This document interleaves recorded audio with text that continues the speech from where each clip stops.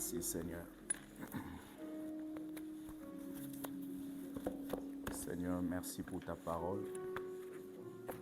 Que ta parole nous bénisse, ta parole nous fortifie. Que ta parole nous encourage. Parle à nos cœurs, Seigneur.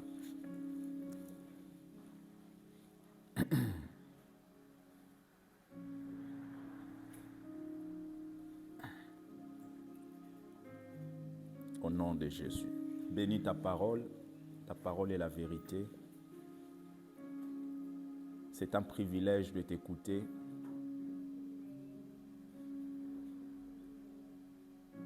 Si plusieurs payent des milliers d'euros pour avoir des conseillers, mais ces conseillers eux-mêmes ont des difficultés, des problèmes, et en même temps ils sont limités. Nous t'avons toi le meilleur des conseillers. Merci pour ta fidélité. Bénis ta parole. Bénis le cœur de chacun qui va écouter ce message. Dans le nom de Jésus, nous avons ainsi prié. Est-ce que tous ensemble on peut dire Amen? Acclamons le Seigneur. Bonjour tout le monde. Alors on peut s'asseoir, que Dieu vous bénisse. On va continuer l'enseignement qu'on a commencé sur de la dépendance à l'interdépendance.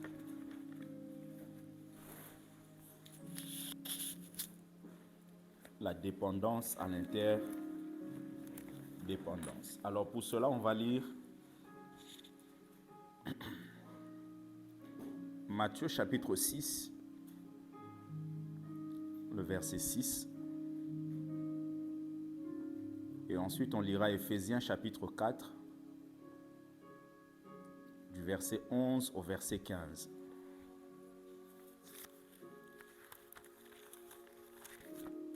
Prenons Matthieu.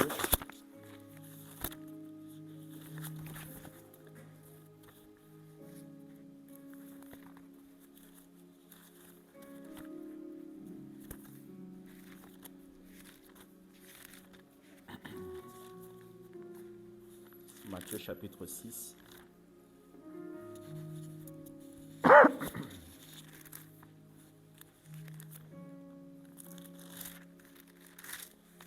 Le verset 6. J'aimerais que tu suives avec ta version.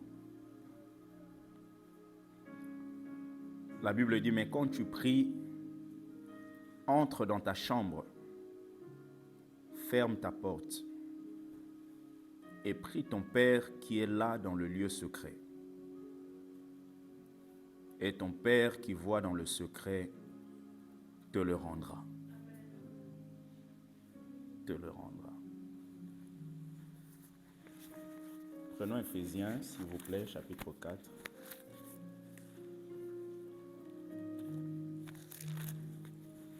Du verset 11 au verset 15.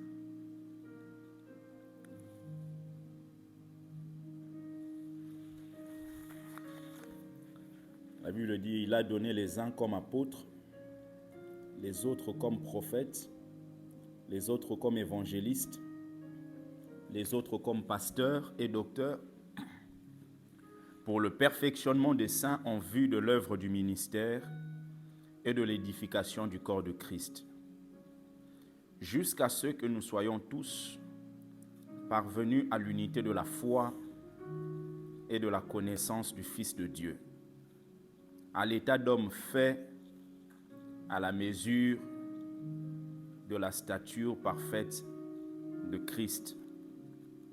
Ainsi, nous ne serons plus des enfants flottants et emportés à tout vent de doctrine, par la tromperie des hommes, par leur ruse dans les moyens de séduction, mais en professant la vérité dans l'amour, nous croîtrons à tous égards en celui qui est le chef, Christ. Quelqu'un peut dire Amen. Nous rendons grâce à Dieu, bien-aimé, pour ce dimanche. On a commencé cet enseignement sur le thème de la dépendance à l'interdépendance. Pour rappel, la dépendance, on a vu que c'est la relation de subordination à quelqu'un. C'est le fait de dépendre de quelqu'un d'autre. On a vu que la dépendance, c'est le fait d'être attaché à une source. Et j'ai donné l'exemple de la création en disant que Dieu a créé l'homme pour que l'homme soit dépendant de lui. Et malheureusement, lorsque Satan, au travers du serpent, est venu tromper l'homme, a montré à l'homme qu'il pouvait avoir la liberté. Or, la liberté, la vraie liberté, c'est le fait d'être dépendant de Dieu. Quand on est dépendant de Dieu, c'est là qu'on vit la vraie liberté. Alors que lorsqu'on s'écarte de Dieu, c'est là finalement qu'on finit par vivre l'esclavage. Parce que loin de Dieu nous emmène à être esclaves du péché. Plusieurs personnes aujourd'hui sont dans des choses compliquées parce que les personnes en question ne connaissent pas Dieu. Aujourd'hui, même tout ce qui est en train de se passer dans l'actualité, bien aimé, c'est le fruit du fait que les gens ne connaissent pas Dieu. Les gens sont devenus dépendants de certaines matières. Certains sont devenus accros à l'alcool. Certains sont devenus accros à la drogue. D'autres sont devenus accros au sexe. Il y a des gens comme ça. C'est-à-dire qu'il est homme, s'il ne couche pas avec 3 femmes dans une journée, il est mal à l'aise. Il est devenu dépendant de ces choses, alors que ce que Dieu attend de nous, c'est que nous soyons dépendants de lui. Et quand on est dépendant de Dieu, bien aimé, Dieu nous emmène à ne pas être esclaves de ces choses. N'est-ce pas, la Bible déclare que chacun de nous est esclave de ceux qui a triomphé de lui. Il y a des gens, c'est la cigarette qui a triomphé d'eux.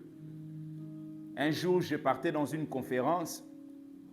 Je finis la conférence. Quand je sors, il y avait un frère qui était dans la rue, qui était perpendiculaire à la rue de là où se tenait la conférence.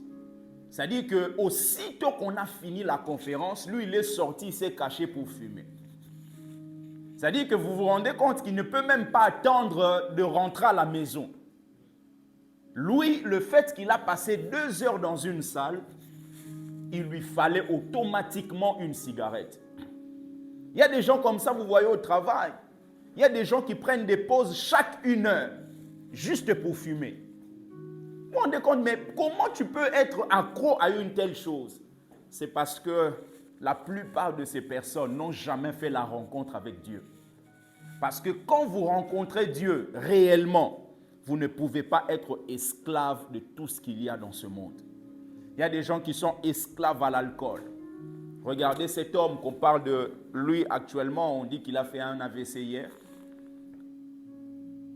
Tout ça, c'est le fruit de quoi? Du fait que quelqu'un est accro à quelque chose qui lui fait perdre ses sens. Et c'est important, lorsque vous faites quelque chose qui vous fait perdre vos sens, bien-aimés, comprenez directement que ce n'est pas la volonté de Dieu. La dépendance. On a vu que quand un enfant naît, l'enfant est d'abord attaché à la matrice de sa mère. Ça, c'est la dépendance. Quand l'enfant naît, il a besoin d'être dépendant de sa mère. C'est pour ça que vous allez voir, même lorsque l'enfant sort, on coupe le cordon. Pourquoi? Parce qu'on essaie de le détacher de sa source, de là où il tire sa nourriture. Parce que l'enfant dans le ventre mange au travers de ça. Mais quand il sort, on coupe ça. C'est-à-dire que tout ce qui vit doit commencer à vivre en étant dépendant de la source dont il provient. Aucun fruit mûr que vous pouvez trouver peut sortir de lui-même comme ça. tout fruit que vous pouvez trouver, que ce soit la mangue, l'avocat, tout ça, vous allez vous rendre compte qu'à un moment donné, ce fruit était attaché à une source. C'est la raison pour laquelle un poisson qu'on sort de l'eau finira par mourir. Et nous, notre eau, c'est la présence de Dieu. À chaque fois que les événements viennent dans le but de te faire sortir de la présence de Dieu, comprends que cet événement vient non pas pour ton bien, vient pour te détruire. Parce que sortir de la présence de Dieu, c'est avoir la mort.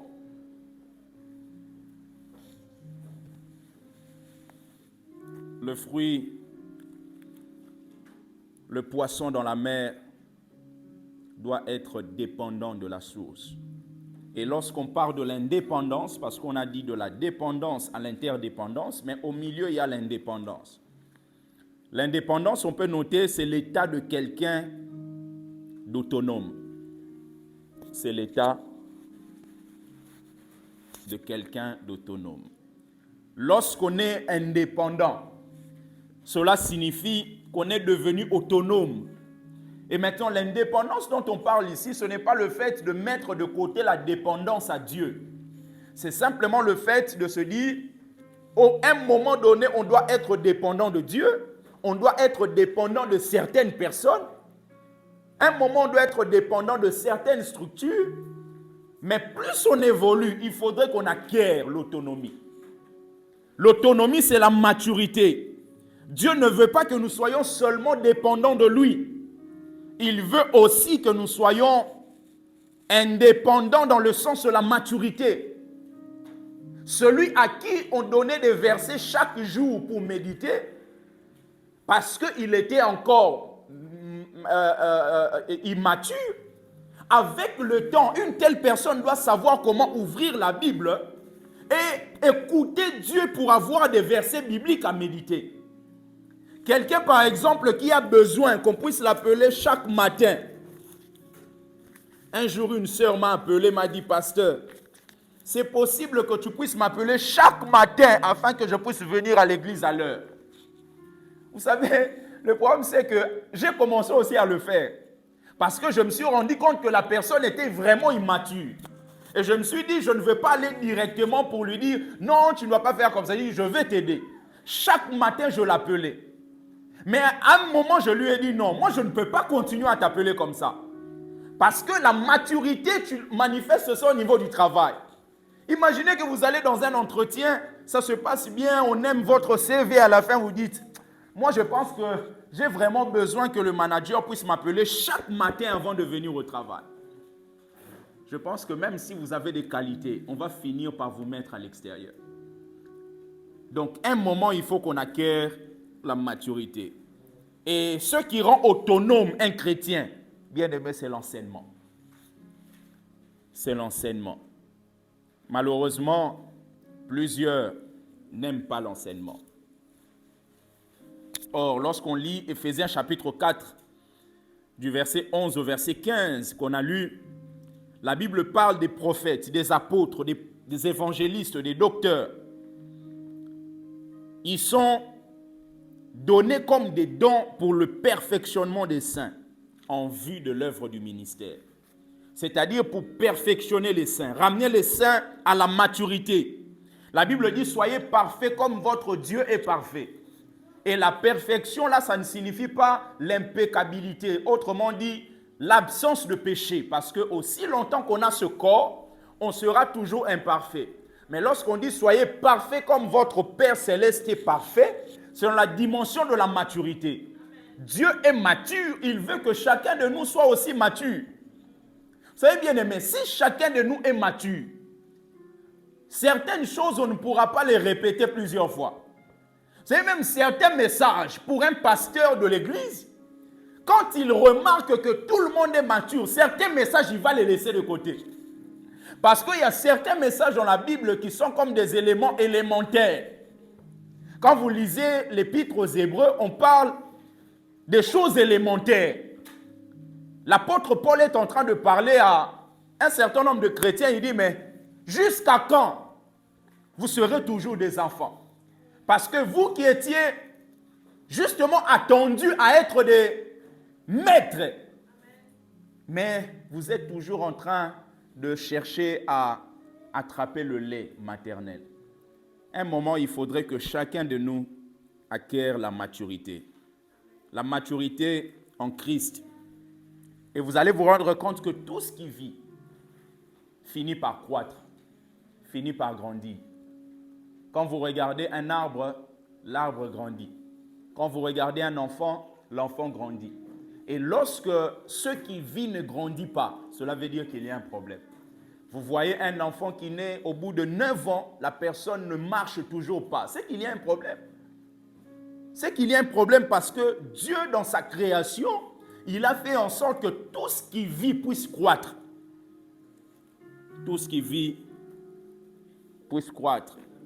Et quand cette chose croît, cette chose va finir par se détacher de la source.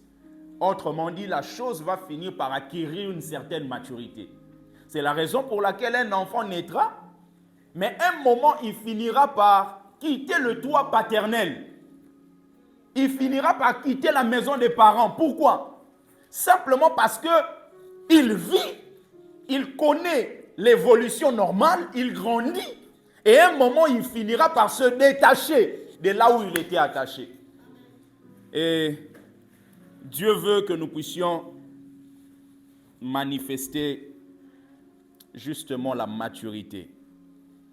Et l'un des signes qui montre que quelqu'un est devenu mature, c'est que la personne commence à savoir comment prier, premièrement. Savoir comment prier. Malheureusement, plusieurs ne savent pas comment prier. Malheureusement, plusieurs ne prient pas comme il se doit. Pourquoi plusieurs ne savent pas comment prier? C'est parce qu'ils n'ont jamais appris. Bien-aimés, si on veut voir l'autonomie dans votre vie, on veut se rendre compte que vous êtes devenu mature, le premier signe qu'on peut regarder, c'est votre capacité à prier. Et quand vous priez, vous êtes en train de dialoguer et vous êtes en train de proclamer les Écritures. Mais malheureusement, vous allez voir que quand on prie, par exemple, plusieurs sont en train d'écouter la prière des autres. C'est-à-dire qu'ils ne sont pas aptes à pouvoir prier, mais ils écoutent la prière des autres et peut-être marmottent. Alléluia, alléluia, Seigneur. Tu ne pries pas, Seigneur. Alléluia, oh Dieu. Bien-aimé, Dieu est disponible. Le problème, c'est que nous devons nous approcher de lui. Et pour s'approcher de lui, l'un des moyens qu'il a mis en place, c'est la prière. C'est la prière. Même dans ce monde, bien-aimé, l'une des choses qui témoigne que quelqu'un qui a une certaine maturité, c'est sa capacité à bien s'exprimer lors des événements.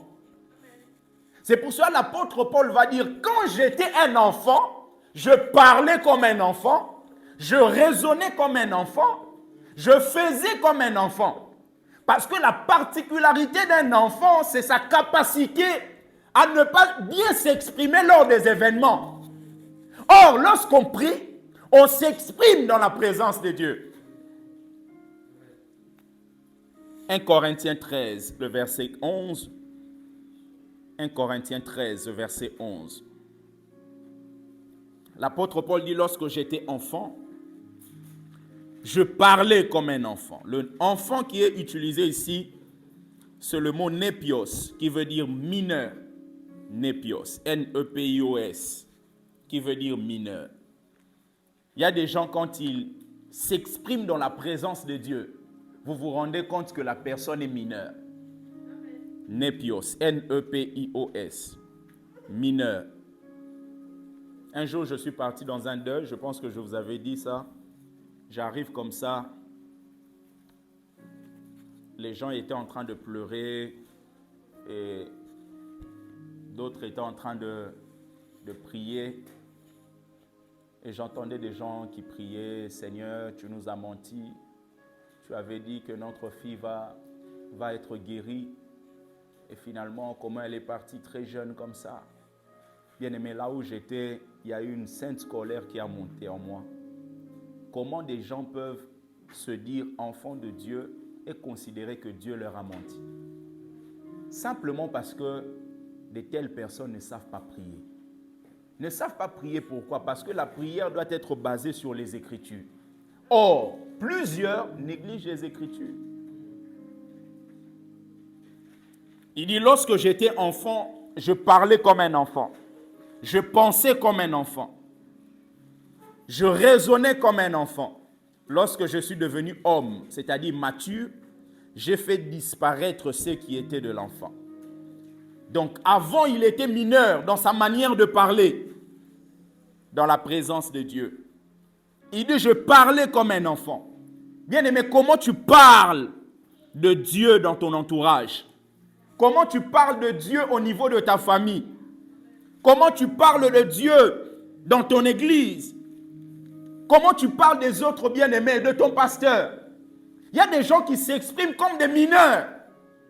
L'apôtre Paul dit, lorsque j'étais enfant, ce qui me caractérisait, c'est ma manière de parler. Ma manière de parler, c'était la manière des enfants. C'est pour cela que vous allez voir, peut-être ça vous est déjà arrivé, tu regardes un garçon et tu dis, mais moi, non, l'obaloa, mukolo, bepouani. Pourquoi cet enfant parle comme un adulte? Pourquoi toi-même tu associes la maturité avec la capacité de bien s'exprimer dans la présence de Dieu? Vous ne pouvez pas bien vous exprimer dans la présence de Dieu si vous ne maîtrisez pas les Écritures. Et il dit, je pensais comme un enfant. Regarde toi-même ta manière de penser. Lorsque les événements arrivent dans ta vie, lorsque tu traverses les difficultés, lorsque certains problèmes se présentent devant toi, quelle est ta manière de penser? Quelles sont les phrases qui viennent directement dans ta bouche? Vous savez, il y a des gens, lorsque les difficultés arrivent dans leur vie, arrivent même à se maudire eux-mêmes. Pourquoi ça ne vient que chez moi? Pourquoi? Mais tu veux que ça aille où? Si tu as un endroit, envoie. La question à se poser, pourquoi pas moi? Parce que Dieu ne peut jamais permettre un événement pour te tuer. Dieu, lorsqu'il permet un événement, c'est parce qu'il veut t'enseigner quelque chose. C'est la raison pour laquelle il prendra Abraham, il va l'emmener sur la montagne de Morija. Morija en hébreu signifie le Dieu qui est enseignant. Le Dieu qui enseigne. C'est-à-dire que Dieu ne t'emmènera pas sur une montagne pour que tu meures. Il t'emmènera sur une montagne afin de pouvoir t'enseigner. Mais lorsqu'on est mineur spirituellement, lorsqu'on arrive sur cette montagne, on commence à penser comme un enfant. Seigneur, pourquoi ça? Pourquoi moi? Pourquoi je vis ça? Pourquoi je vis ça? Alors que l'objectif, c'est de voir quel est l'enseignement que Dieu veut me donner au travers de ce que je vis. Non seulement il pensait comme un enfant, il dit, je raisonnais comme un enfant. Bien aimé, quels sont les raisonnements que tu as eu à cultiver cette année? Vous allez vous rendre compte que jour après jour, on a des raisonnements. Mais des raisonnements qui ne tiennent pas dans la présence de Dieu. Et par la grâce de Dieu, lorsqu'on va prier, chacun de nous dira, Seigneur, que toute forme de raisonnement des mineurs soit ôtée dans ma vie au nom de Jésus. Des raisonnements d'enfants. Il dit, lorsque je suis devenu homme, c'est-à-dire mature, il dit, j'ai fait disparaître. J'ai fait disparaître. Le texte qu'on a lu dans Matthieu chapitre 6, le verset 6. La Bible dit, mais quand tu pries, entre dans ta chambre. Est-ce que quelqu'un peut nous expliquer ce verset? N'hésitez pas, parlez directement.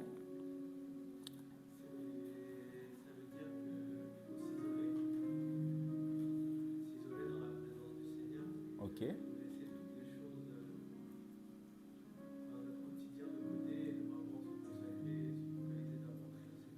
Amen. Amen. Quelqu'un d'autre? Mais quand tu pries, entre dans ta chambre, ferme ta porte et prie. Ton Père qui est là dans le lieu secret et ton Père qui voit dans le secret te le rendra.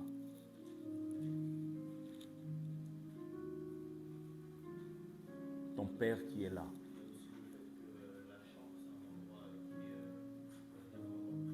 Ok.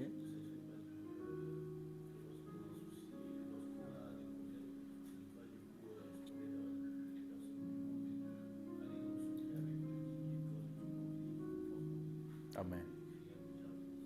Amen. Amen. Quelqu'un d'autre veut ajouter?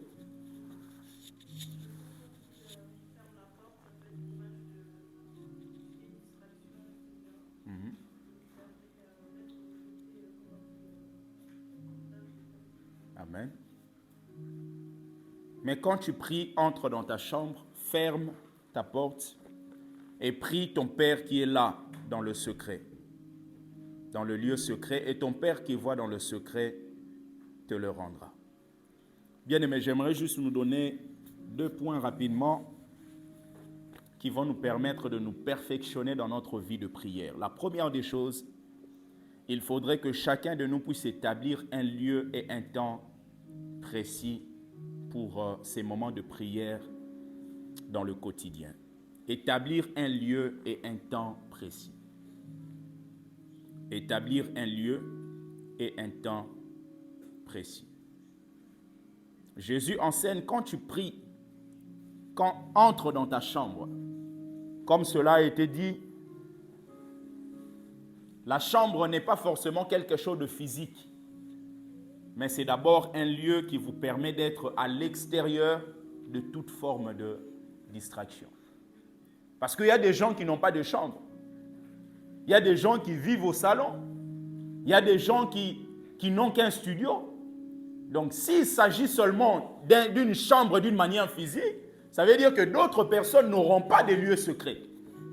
Mais le lieu secret, c'est vraiment un endroit, parce que ce que vous pouvez faire dans votre chambre, vous ne pouvez pas faire ça partout. Ce que vous ne pouvez pas faire au salon, vous pouvez le faire dans votre chambre. Ce que vous ne pouvez pas faire à l'extérieur, vous pouvez le faire dans votre chambre. Donc, c'est un lieu secret qui vous permet d'avoir un temps à part avec Dieu. C'est un lieu de rencontre. Vous savez, bien aimé, tous ceux qui évoluent avec Dieu, ce sont des gens qui ont des lieux de rencontre avec Dieu.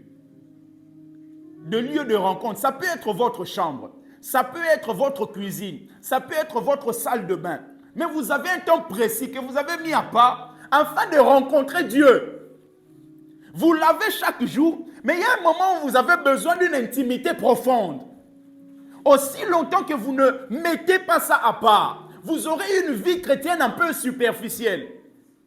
Établir un temps et établir un lieu. Pour certains, ça peut être le matin. D'autres, ça peut être le soir. Ça peut être le soir, ça peut être le matin. Il y en a d'autres, ça peut être, ok, j'attends que les enfants dorment. Une fois qu'ils finissent de dormir, ils commencent à dormir, je vais dans mon lieu secret. Je prends un temps avec Dieu. Ça peut être 30 minutes, ça peut être 40 minutes, ça peut être 20 minutes. Mais tu respectes ce temps-là. Tu respectes ce temps-là. Regardez ce que Jésus dit à Marthe. Il dit, Marthe, tu t'agites de beaucoup parce que ta sœur Marie a choisi la bonne part qui ne lui sera jamais ôtée. Mets un temps à part, bien-aimé, pour le Seigneur. Ça peut être le matin avant d'aller au travail. Tu te dis, mes enfants se réveillent à 6 heures. Moi, je me réveille à 5h43 ou à 5h45. Je prends 15 minutes dans la présence de Dieu. Trouve un lieu. Tu vas te rendre compte que ce lieu va tellement devenir familier pour toi qu'à un moment, tu auras seulement soif d'aller dans ce lieu secret afin de rencontrer Dieu. Il dit, va dans ta chambre, va dans ton lieu secret. Non seulement il faut établir un lieu et un temps, mais deuxièmement, comme on a vu, il faut fermer la porte. Ce ne sera pas forcément une porte physique. Ce ne sera pas forcément une porte que tu peux claquer comme ça, mais ça peut être ton téléphone. Lorsque tu vas dans ton lieu secret, bien aimé, mets toute forme de distraction de côté. Très souvent, le téléphone sonnera. C'est pour ça que vous allez vous rendre compte que quand tu te mets à part pour chercher Dieu, c'est en ce moment-là que les distractions arrivent. C'est en ce moment-là qu'on t'appelle. C'est en ce moment-là qu'on t'envoie des textos. Et lorsque tu réponds aux textos, tu es déconnecté de ce que tu avais commencé à faire. Et l'ennemi aime beaucoup déconcentrer les gens. Parce que tu passeras un moment, mais ce ne sera pas un moment de qualité. Mets la distraction de côté. Ferme la porte. Et quand tu fermes la porte, tu te coupes du monde extérieur. Apprends à te couper du monde extérieur. Bien-aimé, quels sont les instants que tu as pris seul depuis que l'année a commencé? Que tu as fermé la porte, que tu as dit non pendant 30 minutes. Personne ne me dérange, aucun appel, aucun message. Oh, non, rien. Je reste avec Dieu. Très souvent, on a des vies, je vais prier dans le métro. C'est-à-dire que même chez toi à la maison, avant de sortir, tu as pris le temps de manger, tu as pris le temps. Mais pour prier, ça devient un moment de seconde. Ça devient des secondes. Des fois, tu dis Amen en même temps déjà, tu as fermé la porte. Tu dis Amen. Pourquoi? Parce que nous ne prenons pas ce temps de qualité avec Dieu. Des temps de qualité, bien aimés, ce sont des choses à prévoir d'une manière intentionnelle. D'une manière intentionnelle. Ça peut être difficile, mais ce sont des activités spirituelles. En fait, partout vous trouverez des activités spirituelles, même dans le monde occulte. Certains quittent Dieu pour aller dans le monde occulte, pensant que c'est facile, non? Qui vous a dit que ceux qui ont l'argent dans la sorcellerie, là, c'est facile? Quand vous allez là-bas, on va vous dire que ne regardez jamais sous votre lit. C'est pas facile. C'est pas facile. Tu vis chez toi, tu as le lit. Mais si ta montre tombe, tu vas faire quoi? Le lit est là, mais tu te caches. C'est pas facile. Vous voyez des gens qui ont des choses bizarres. Il arrive comme ça. Jamais il peut saluer une femme. Jamais. Lui, il ne peut jamais saluer une femme. Salam. Shalom. Shalom. Oh, mais finalement, c'est moi la main. Non. Et qui là? Parce que même dans le monde occulte, il y a des interdits. Et plusieurs se retrouvant à l'intérieur, ils se rendent compte que ce que Dieu leur demandait était facile parce que le Saint-Esprit est là pour t'aider. Alors que là-bas, ça doit être de ta propre force. De ta propre force. De ta propre force. Quand tu descends de ton lit, tu ne dois jamais descendre les deux pieds à la fois. Il faut qu'ils abouent. Ah, yes. Et vous allez voir quelqu'un comme ça va faire ça pendant 10 ans pour avoir quoi? Du succès. Et le jour où il va descendre les deux pieds, pouf, il est devenu fou. Ah, tonton Richard est devenu fou. Non, tonton Richard n'a pas respecté le principe dans le monde occulte. Bien aimé, la progression spirituelle vient au travers des pratiques régulières. C'est pour cela que quelqu'un qui prie en langue tous les jours, vous allez voir, même sa manière de prier en langue sera fluide. Mais quelqu'un qui ne prie jamais en langue, le jour où il va parler en langue, c'est comme s'il y a des bugs, quelque chose comme ça. Parce que la pratique nous amène à devenir beaucoup plus léger. À chaque fois que tu essaieras, bien-aimé, d'avoir un tel moment avec Dieu, les distractions vont se présenter. Certaines choses peuvent être légitimes, mais sans une rigueur de ta part, tu abandonneras toujours ce que tu fais. C'est pour cela, à un moment, j'aime beaucoup nos amis musulmans. Ils ont une certaine rigueur, bien que nous ne partageons pas les mêmes doctrines, mais ils ont une certaine rigueur dans leur pratique de leur vie de foi. Une certaine rigueur. Vous arrivez chez un musulman, c'est l'heure d'ouvrir son ramadan. Vous pensez vraiment qu'il va te dire non, parlons et je vais ouvrir plus tard? Il va te laisser là, lui, il va, il fait ses histoires, après il revient. Mais c'est seulement nous, vous allez voir l'heure de la prière. Non, maman, même demain, on va prier demain. Parce que nous n'avons pas une certaine rigueur. Nous n'avons pas une certaine rigueur. Les musulmans, il peut aller quelque part, il dit non, moi je ne mangerai pas ça. Mais nous sommes très flexibles. C'est pour cela, quelquefois, on n'évolue pas dans notre vie de foi. Bien-aimé, la maturité vient par la répétition du même exercice. Apprends à prier chaque jour à la même heure. Tu vas te rendre compte combien cela va te bénir. établis cela à partir de ce culte. Ça peut être pendant 20 minutes. Tu peux commencer juste avec 30 minutes. Et tu vas te rendre compte combien Dieu va te faire du bien. Parce qu'il y a des distractions qui sont des distractions extérieures. Mais il y en a d'autres qui sont des distractions intérieures. N'avez-vous jamais remarqué que lorsque tu pries, c'est en ce moment-là que plusieurs pensées commencent à venir dans ton esprit? Tu commences à penser même à des choses. C'est-à-dire que tu n'as pas eu à penser ça pendant la journée, mais ça commence à venir. Des fois même des choses que tu as eu à faire auparavant, ça commence à venir. Ton voyage en Afrique du Sud et tout ça. C'est-à-dire qu'il y a des distractions externes, extérieures. Ça peut être le téléphone, ça peut être quelqu'un qui t'appelle, ça peut être le bruit des voisins. Mais il y a des distractions intérieures. Et ce qui est difficile, ce sont des distractions intérieures. Parce que des distractions extérieures, tu peux quitter même le lieu, aller ailleurs. Mais des distractions intérieures, il faut apprendre maintenant à faire taire ta chair. Apprendre à faire taire la voix de ta chair. Ça viendra au niveau de tes pensées. Lorsque tu te mets à prier, ça commence à circuler. Tu commences à penser aux factures. Toute la journée, tu n'avais pas pensé à ça. Mais quand tu commences à prier, pouf, ça vient. Une fois que tu commences à prier, tu commences à revoir la scène là où quelqu'un t'avait insulté ou manqué du respect. C'est-à-dire que c'est un événement qui a eu lieu, mais qui vient pour te distraire dans ton moment d'intimité avec Dieu.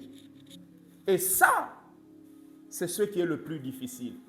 De pouvoir aller au-delà de ce qui vient, faire taire ça, laisse que ton esprit puisse s'exprimer dans la présence de Dieu. C'est pour cela que l'apôtre Paul dit dans 2 Corinthiens 10, le verset 5, 2 Corinthiens chapitre 10, le verset 5, il dit « Nous renversons les raisonnements et toute hauteur qui s'élève contre la connaissance de Dieu et nous amenons toute pensée captive à l'obéissance de Christ. » 2 Corinthiens 10, verset 5. Il dit « Nous amenons toute pensée captive à l'obéissance de Christ. » À l'obéissance de Christ. Toute pensée captive. C'est-à-dire que la facture est là. Penser à la facture, c'est tout à fait normal pour pouvoir payer cette facture. Mais que cela vienne distraire ton intimité avec Dieu, tu ne dois jamais l'accepter. D'où il faut ramener toutes ces pensées captives à l'obéissance de Christ. Que les pensées puissent obéir ton intimité avec Dieu. Et troisièmement, il faut avoir un plan de ton temps d'intimité. Il faut avoir un plan. Ne va pas juste dans la présence de Dieu comme ça. Commence à fixer un temps. Je vais pour 20 minutes. Je vais pour 15 minutes. Je vais pour 30 minutes. Et quand tu vas pour 30 minutes, n'essaye pas de sortir avant. Respecte les 20, les 30 minutes. Et tu vas te rendre compte que plus tu respectes, plus tu vas devenir fluide. Et quand tu vas décomposer ce temps-là, tu peux arriver, ça commence par l'adoration, la louange. Tu commences à célébrer Dieu, tu commences à demander à Dieu des choses que tu as besoin. Tu commences à le célébrer, tu commences à méditer les Écritures, tu commences à voir ce que la parole t'a dit et tu laisses un moment ton cœur écouter le Seigneur. Parce qu'il ne faut pas entrer dans la présence de Dieu et sortir juste parce que tu as prié. En fait, l'objectif de la prière, c'est que toi, tu aies la possibilité de communiquer à Dieu et que Dieu puisse aussi te parler. Quand tu sors de la présence de Dieu, il faudrait que tu sois capable de dire « Voilà ce que Dieu m'a dit ». Et ce que Dieu t'a dit, ce ne sera pas forcément d'une voix audible. Ça peut venir par une pensée qui surgit dans ton cœur.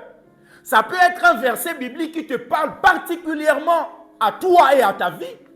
Ça peut être quelque chose qui se passe dans la présence de Dieu. Tu as une certaine paix qui vient. Tu te rends compte que tu as des difficultés, tu as des dettes, tu as des choses. Mais quand tu es dans la présence de Dieu, une paix que tu ne peux pas expliquer qui vient, Dieu te parle au travers de cette paix pour te dire, ne t'inquiète pas. Je suis le Dieu qui est au contrôle de toutes choses. Planifie ça. Et quand tu vas, il faudrait que tous ceux qui sont autour de toi puissent apprendre à respecter ton intimité avec Dieu. Très souvent, l'intimité que nous avons avec Dieu n'est pas respectée parce que nous-mêmes, nous ne respectons pas cette intimité. Quelqu'un, tu es dans la présence de Dieu, quelqu'un t'appelle. Et tu vas te rendre compte que cet appel, la personne t'appelle, ce n'est pas quelque chose, si la personne attendait 1 heure, ne va pas mourir. Mais tu vas te rendre compte que toi-même, tu vas sortir de cette présence afin de répondre. Et finalement, quand la personne va apprendre que tu étais dans la présence de Dieu, mais tu as répondu prochainement, la personne fera la même chose. Bien-aimés, apprenons à nous discipliner nous-mêmes et les autres vont respecter notre temps d'intimité. Notre temps d'intimité. Notre temps d'intimité. C'est souvent seulement les chrétiens, vous allez voir, il est à la maison, quelqu'un vient leur rendre visite, il dit, ok, on reste à la maison, on ne va pas au culte. Bien-aimé, tel que je suis là, quelqu'un vient à 11h45 à la maison et me dit, pasteur, je viens te rendre visite. Et moi, je dis, ok, je ne viens pas au culte, je reste avec lui à la maison. Non. Quand tu regardes même les autres bien-aimés qui sont dans des religions, ils ne font pas ça. Quand c'est son heure d'aller là-bas, là, il va. Quand c'est son heure d'aller prier, il va. Mais nous-mêmes, nous ne respectons pas les temps que nous-mêmes nous avons mis. Et comment voulons-nous que les autres puissent nous respecter? Bien-aimé, les gens vont te respecter à la mesure dont toi-même tu respectes ce que tu fais. Quand tu honoreras ce que toi-même tu fais, les autres vont t'honorer. Même les filles, vous allez voir une jeune fille qui a 23 ans, qui se respecte elle-même. C'est-à-dire que même si le garçon avait des mauvaises intentions, en voyant juste comment cette fille se respecte, ce garçon ne va pas oser. Certaines personnes osent parce que nous-mêmes, nous ne respectons pas ce que nous sommes en train de faire. Alors pour terminer rapidement, comme le but c'est de grandir en autonomie, et grandir en autonomie passera aussi par le fait d'écouter Dieu. Comme on a dit, écouter Dieu, c'est un exercice qui demande de la maturité. Et on peut grandir dans ça. Et Dieu peut vous parler de plusieurs manières, comme le dit le livre de Job. D'une manière, tantôt d'une autre manière. Mais lorsque Dieu vous parle, il faut toujours examiner ce que Dieu vous dit. Et je vais vous donner 9 tests bibliques concernant ce que vous pouvez écouter qui vient de Dieu. 9 tests bibliques par rapport à ce que vous écoutez qui est censé venir de Dieu. Que ce soit une prophétie, que ce soit un enseignement, que ce soit une prédication, que ce soit une exhortation, que ce soit un message que quelqu'un vient vous apporter. À chaque fois, quand vous regardez les 9, vous pouvez mettre le message de côté ou vous pouvez recevoir le message comme étant un message venu de Dieu. La première des choses, c'est que il faut se demander, est-ce que la révélation qui m'est donnée édifie-t-elle, exhorte-t-elle et console-t-elle? La révélation qui m'est donnée, est-ce que ça édifie? Est-ce que ça exhorte? Est-ce que ça console? Parce que la première des choses par rapport au message que Dieu va vous envoyer, c'est que ce message va venir pour vous édifier. Un message qui ne vous édifie pas, ce n'est pas un message ou une prophétie qui peut être considérée comme venue de Dieu. Ça doit vous exhorter, ça doit vous consoler. 1 Corinthiens chapitre 14, verset 3, la Bible dit, celui qui prophétise au contraire parle aux hommes, les édifie, les exhorte et les console. 1 Corinthiens 14, verset 26. 1 Corinthiens 14, le verset 26. La Bible dit, que faire donc, frères? Lorsque vous vous assemblez, les uns ou les autres parmi vous ont-ils un cantique, une instruction, une révélation, une langue, une interprétation? Que tout se fasse pour l'édification. C'est-à-dire que tout ce que Dieu peut faire dans votre vie, ce que Dieu peut vous emmener comme message doit vous emmener à être édifié. Et quand vous êtes édifié, vous êtes bâti au-dedans de vous. Parce que le verbe édifier, c'est le verbe oikodomeo. en grec qui signifie ériger un immeuble. C'est-à-dire, vous ramenez des briques. Quand quelqu'un vous emmène un message, il ramène des briques afin de construire quelque chose en vous. Il vient vous édifier, vous bâtir à l'intérieur de vous. C'est pareil, par exemple, lorsque vous parlez en langue. La Bible dit, celui qui parle en langue s'édifie lui-même. Vous voyez, c'est pour cela que l'Église est toujours appelée à pouvoir exercer cette capacité ou cette richesse de parler en langue. Parce que quand vous ne parlez que français, vous avez besoin que quelqu'un d'autre vienne vous communiquer le message. Et vous pouvez aussi parler en vous-même pour vous édifier en français.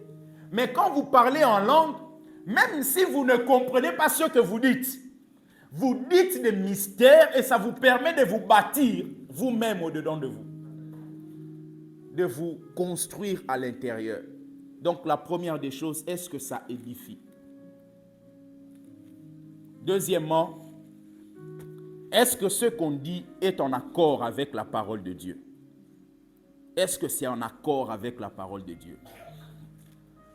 Bien-aimés, ne recevez pas juste pour recevoir. Vérifiez comme les chrétiens de Béry. Est-ce que c'est en accord avec la parole de Dieu? 2 Timothée chapitre 3, le verset 16. 2 Timothée 3, 16. La Bible dit, toute écriture est inspirée de Dieu, est utile pour enseigner, pour convaincre, pour corriger, pour instruire dans la justice, afin que l'homme de Dieu soit accompli et propre à toute bonne œuvre. Est-ce que c'est en accord avec les Écritures? Ce que je suis en train d'écouter, est-ce que c'est en accord avec la Bible? Est-ce que c'est en accord avec ce que Dieu nous a révélé au niveau de la Bible? Est-ce que c'est en accord? Vous savez pourquoi la Bible est écrite? La Bible est écrite pour que nous ayons une base commune. Vous vous rendez compte, si on n'avait pas une base commune, chacun pouvait venir avec sa pensée. Chacun pouvait venir dire, non, moi Dieu m'a dit ça, moi Dieu m'a dit ça, moi Dieu m'a dit ça. Comme Dieu est plus intelligent que nous, il s'est dit, ok, je vais me choisir des hommes que je vais animer de mon esprit et qui vont rédiger ma pensée afin que cela soit un modèle pour tous les peuples. Et lorsque ces peuples voudront me chercher, ils auront un manuel qui va leur permettre de pouvoir me trouver au travers des Écritures. Et c'est important de savoir est-ce que c'est en accord. Et d'une manière générale, vous n'aurez pas forcément le temps de pouvoir aller vérifier. C'est pour cela qu'il faut apprendre à maîtriser les Écritures. À maîtriser les Écritures parce que vous vous retrouvez dans des situations dans lesquelles vous n'aurez pas le temps de pouvoir aller forcément trouver une Bible. Mais quand vous maîtrisez la parole, vous pouvez refuser directement ce qui ne vient pas de Dieu. Troisièmement, est-ce que ce que je suis en train d'écouter exalte Jésus? Est-ce que ce que je suis en train d'écouter exalte Jésus? Troisièmement. Jean chapitre 16, verset 14.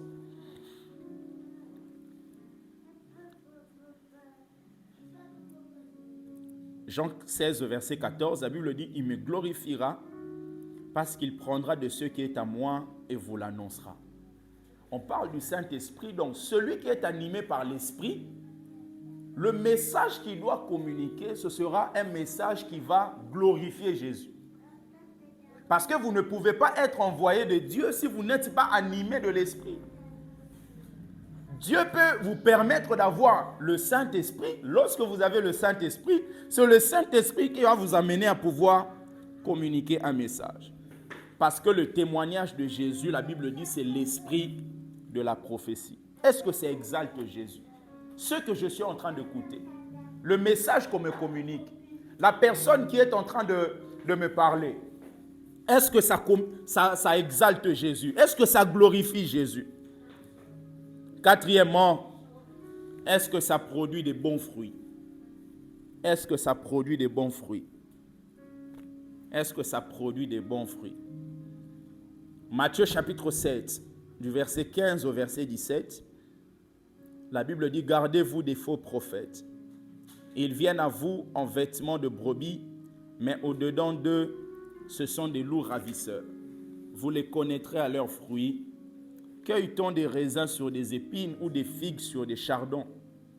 Tout bon arbre porte des bons fruits, mais le mauvais arbre porte de mauvais fruits. Est-ce que même la personne qui m'annonce le message, cette personne produit des bons fruits? Est-ce que ce qu'il est en train de me dire, est-ce que cette révélation produit des bons fruits? Cinquièmement, il faut voir aussi l'accomplissement de ce qui est annoncé dans le futur. Parce que Dieu ne peut pas vous dire quelque chose afin que ces choses ne puissent pas arriver. Dieu, lorsqu'il parle, l'objectif, c'est que ce qu'il a dit puisse s'accomplir.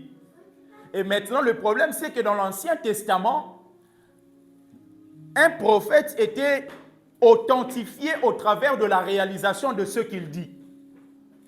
Lorsqu'il annonce quelque chose, l'accomplissement de ce qu'il annonce confirme s'il est vrai ou pas. Mais dans le Nouveau Testament, vous allez vous rendre compte que Dieu peut vous parler, mais le but, ce n'est pas forcément que cela arrive.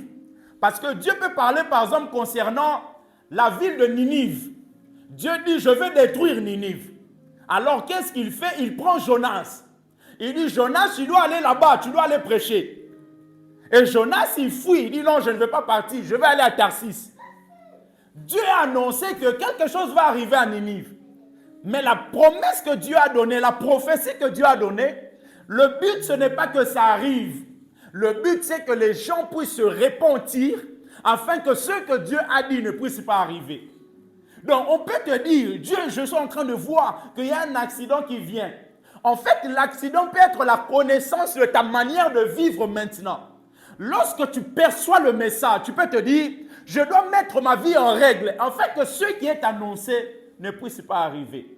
Et quelquefois, Dieu t'annoncera quelque chose, c'est juste pour réveiller la capacité de prier qui est en toi. Dieu te montrera combien ta famille est en danger.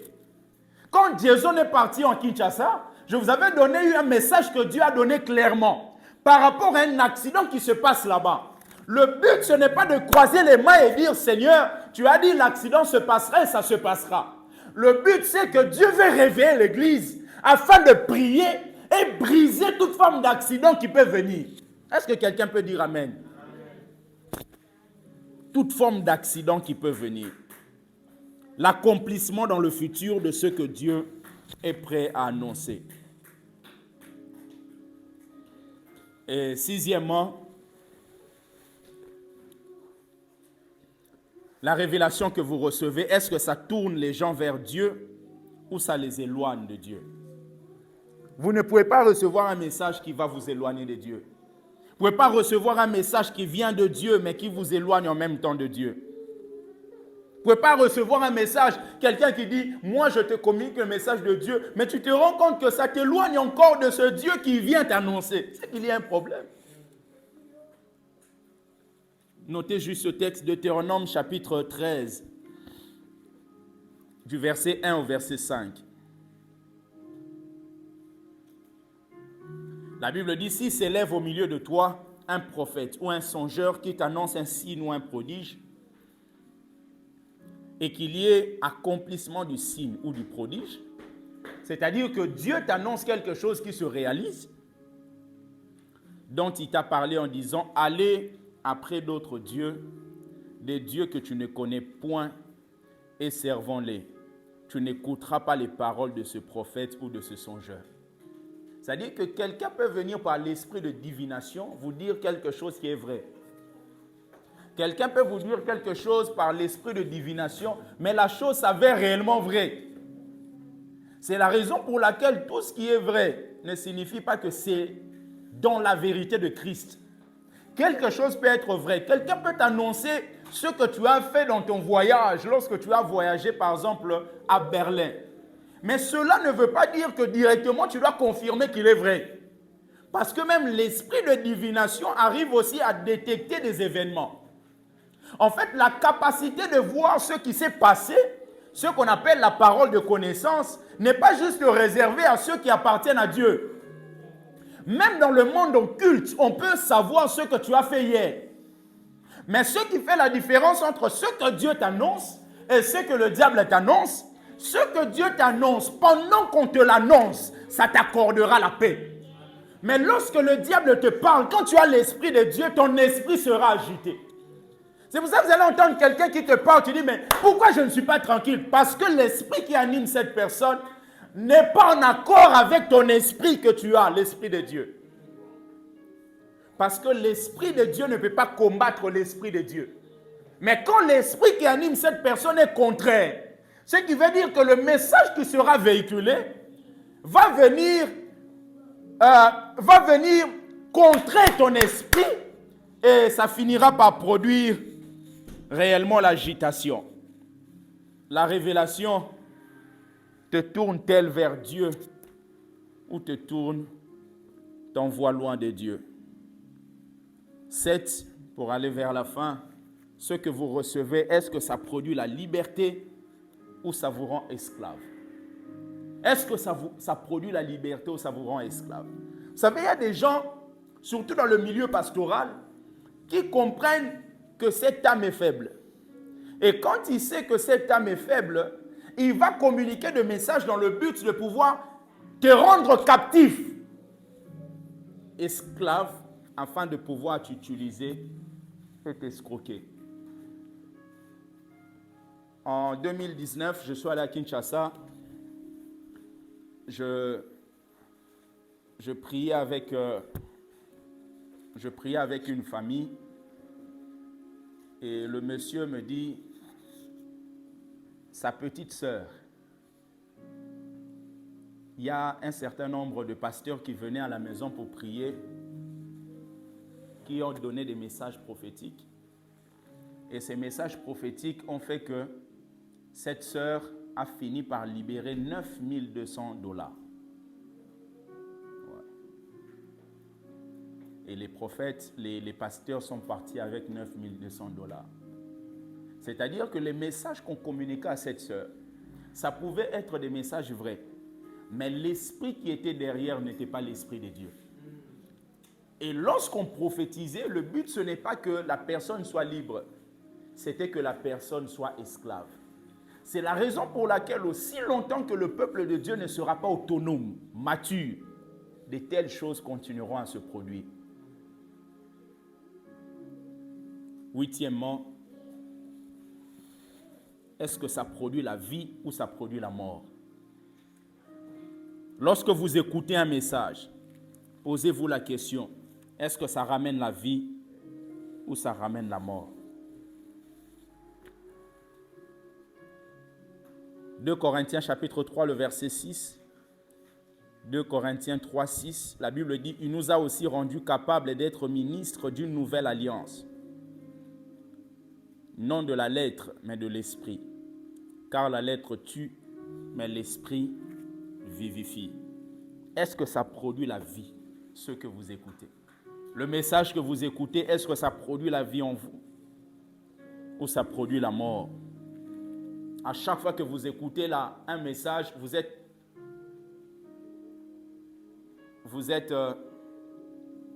découragé. À chaque fois que vous écoutez un message, vous êtes découragé. Ça veut dire que ça ramène la mort en vous. Le message de Dieu a toujours pour vocation à ramener la vie. Et la vie, pour pouvoir te prendre même dans la mort, là où tu étais dans la mort, le message de Dieu, comme il ramène la vie a la capacité de chasser la mort. Là où il y a la mort, la vie peut ramener quelque chose de nouveau. Le message de Dieu ne va pas te venir pour te coincer encore davantage. Est-ce que ça ramène la vie ou ça ramène la mort? Et neuvièmement, est-ce que le Saint-Esprit en toi témoigne que c'est la vérité? Est-ce que le Saint-Esprit en toi est en train de témoigner que ce que tu écoutes, c'est la vérité? Jean chapitre 2, le verset 27.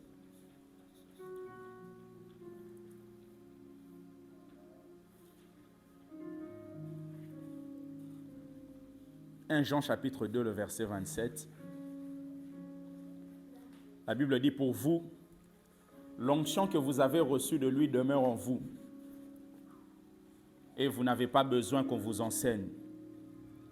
Mais comme son onction vous enseigne toutes choses, et qu'elle est véritable, et qu'elle n'est point un mensonge, demeurez en lui selon les enseignements qu'elle vous a donnés.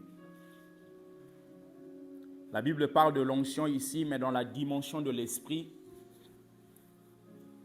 qui n'est pas un esprit de mensonge, mais un esprit de vérité. Et à chaque fois que vous écoutez un message, vous écoutez une révélation, une prophétie, quelque chose qu'on vous apporte, il faudrait que le Saint-Esprit puisse rendre témoignage que ce que vous écoutez, c'est la vérité. La Bible dit, l'Esprit de Dieu rendra témoignage en nous que nous sommes réellement fils de Dieu. C'est le Saint-Esprit en nous qui rend témoignage. Le témoignage, ce n'est pas qu'est-ce que les gens disent de lui sur Facebook, sur YouTube. Non. La majorité ne signifie pas que cette majorité a la vérité. La majorité peut dire oui, mais ce n'est pas la vérité. La majorité peut apprécier quelqu'un, mais ce n'est pas vrai. La majorité peut dire on approuve, mais est-ce que Dieu approuve cela? C'est la raison pour laquelle le Saint-Esprit qui est en nous, nous devons lui faire confiance. Parce que le Saint-Esprit ne te laissera pas. Il te montrera l'Esprit de Dieu, il te montrera le message qu'on m'apporte. Ça ne vient pas de Dieu. Le message qu'on m'apporte ne vient pas de Dieu. Le Saint-Esprit n'est pas venu habiter à l'extérieur, en toi, pour qu'à chaque fois, là où tu te retrouveras, tu aies la capacité, la possibilité de pouvoir jauger le message qu'on t'apporte. Dieu, quand il te parle, il t'accorde la paix. L'ennemi, quand il te parle, il te trouble. Il te trouble. Et c'est la raison pour laquelle nous devons rester vigilants. Mais pour être vigilants, comme on a vu, il faut acquérir cette maturité, cette autonomie. Cette autonomie. Bien-aimé, Dieu parle. Et quand Dieu parle, c'est pour notre bien. Et ce que Dieu attend de nous, c'est que nous puissions décortiquer le message qu'il nous a donné. Et le message qu'il nous a donné, ça peut venir de plusieurs manières. Mais quand vous arrivez à regarder les différents points qu'on a vus, vous pouvez mettre le message de côté ou vous pouvez continuer à l'appliquer. Et vous allez vous rendre compte que actuellement, il n'y a pas que des faux pasteurs, les faux docteurs qui viennent dérouter les gens dans la capacité d'écouter Dieu. En fait, plusieurs personnes écoutent Dieu, mais le problème c'est qu'ils ajoutent quelque chose en plus pour pouvoir faire beau. C'est la raison pour laquelle celui qui ajoute quelque chose de plus pour faire beau n'est pas différent d'un faux prophète qui t'amène un faux message. C'est la raison pour laquelle la Bible déclare que nous devons examiner. Examiner un message, prendre ce qui est bon, rejeter ce qui est mauvais. Cela veut dire que dans un message qu'on t'apporte, un message prophétique, un message qu'on t'amène comme une parole de connaissance, c'est-à-dire que dans ce qu'on te dit, ça peut avoir du vrai, ça peut avoir du faux. Quelqu'un peut commencer en l'esprit et finir dans la chair. Quelqu'un peut commencer à te dire, voilà ce que je vois, mais après 3 phrases, la personne ajoute sa propre pensée. Et plusieurs personnes sont déroutées à cause de ça. N'ayant pas le discernement, croyant en ce qu'on leur a dit au début, ce qui est vrai, mais ne discernant pas que la personne a quitté l'esprit, on tombe dans ce piège. Tu fais quelque chose, après tu regrettes, tu dis, mais c'était un message vrai. C'était un message vrai, mais qui a été dilué. On a ajouté ce qui ne venait pas de Dieu. C'est pour cela, par exemple, quand vous finissez la Bible, il est écrit que personne n'ajoute, que personne ne retranche. Même un iota. Parce que celui qui va ajouter, la Bible dit, sera frappé de ce qui est écrit dans ce livre. Parce que Dieu ne veut pas que la nourriture soit bonne. Juste un peu de poison vient détruire la nourriture. C'est pour ça que l'apôtre Paul était sévère. Il disait même aux Galates, qui vous a ensorcelé? Vous qui avez commencé par l'esprit, vous finissez dans la chair. Parce que les Galates commençaient à mélanger les choses. Il dit, nous avons annoncé l'évangile. Il dit, j'ai posé le fondement comme un sage architecte, que personne n'ajoute autre chose. Que chacun prenne garde à la manière dont il bâtit dessus. Mais il bâtit sur quoi? Sur le fondement qui a déjà été posé. L'apôtre Paul était très sévère parce qu'il savait. Tu peux avoir une marmite d'haricots. Bien aimé, juste un peu de poison, ça va détruire la nourriture. C'est pour cela que la vie de plusieurs personnes sont détruites. Juste un peu d'ajout à ce qui était vrai. Mais comme le discernement n'est pas présent, on finit par tomber. Je prie Dieu que cela ne soit pas ton cas. À chaque fois que tu reçois un message, que tu puisses discerner. Ne rejette pas parce que tu n'aimes pas la tête de celui qui te donne le message. Parce que Dieu utilise n'importe quelle enveloppe pour te communiquer un message. C'est la raison pour laquelle le peuple juif jusqu'à présent rejette Jésus. Parce qu'ils n'ont pas aimé l'enveloppe dans laquelle Dieu est venu sur la terre. Pour eux, ils pensaient que c'était quelqu'un qui devait mettre fin à l'Empire romain. Or, lui, il était venu comme l'agneau. Et il est retourné, il reviendra maintenant comme le lion, afin de pouvoir détruire le faux prophète et l'antichrist. Bien aimé, Dieu peut t'envoyer ta bénédiction des fois dans une enveloppe que toi-même, tu ne considères pas. C'est la raison pour laquelle il faut être révélé. Parce que les choses de Dieu sont des mystères. Or, un mystère, c'est une vérité qui est cachée.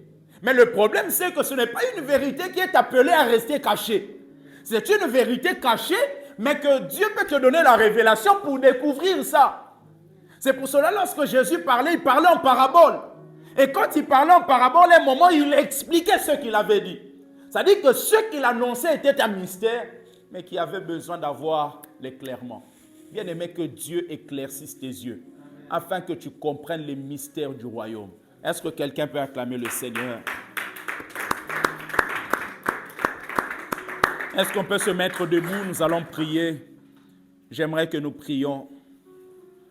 Que tu dises à Dieu, Seigneur, merci pour ta parole. Et dis à Dieu que Dieu puisse te parler. Que Dieu puisse te permettre d'avoir, à partir même de ce soir, un lieu secret. Un lieu secret, un lieu là où tu vas le contempler. Un lieu d'intimité. Un moment d'intimité. Ce ne sera pas forcément... Toi, ça peut être 14 heures par rapport à ton travail. Toi, ça peut être à 16 heures. Toi, ça peut être à midi. Au-delà des programmes qu'on a à l'église. Dis à Dieu, Seigneur, je prends la décision d'avoir un lieu précis, un temps précis. Tu peux commencer juste avec 10 minutes, juste 10 minutes. Tu dis, je consacre 10 minutes pour le Seigneur. Et pendant ces 10 minutes, tu mets toutes les distractions extérieures et internes loin de toi. Et toi-même, tu verras. Jusqu'au mois de juillet, bien aimé, si tu le fais régulièrement, tu me diras combien tu as évolué dans ta foi. Combien tu as évolué dans ta vie spirituelle. Est-ce qu'on peut élever nos voix, prier au nom de Jésus? Dieu de grâce, Dieu